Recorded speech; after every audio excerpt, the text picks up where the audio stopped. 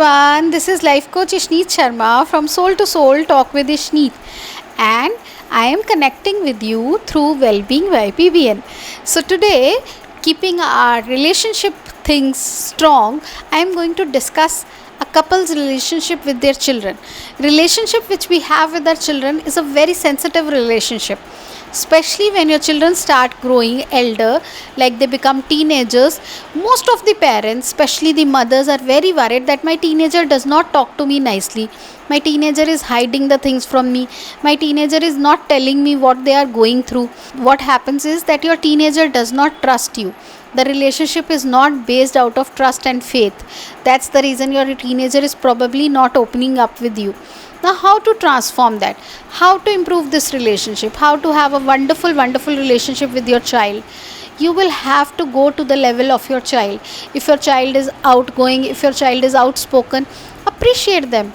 Don't tell them that they have to be shy, they don't have to speak like that.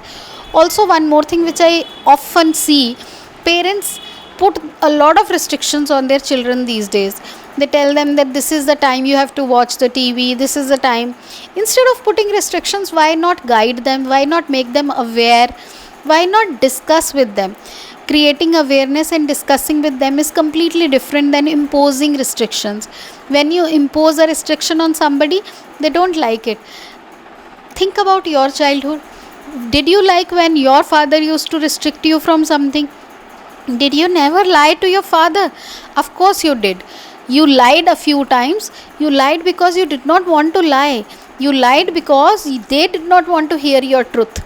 If they wanted to hear your truth, would you mind telling them the truth? You would not. Similarly with your children, they want to tell you the truth.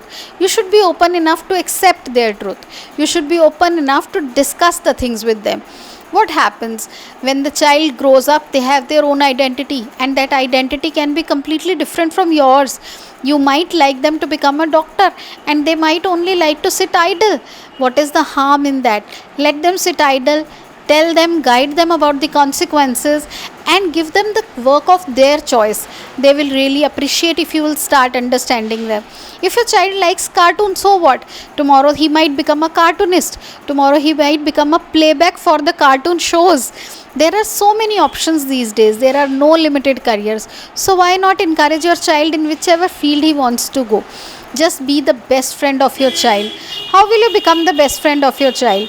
With your best friends, do you keep guiding them? Do you keep lecturing them? No, you don't do that. You discuss with them.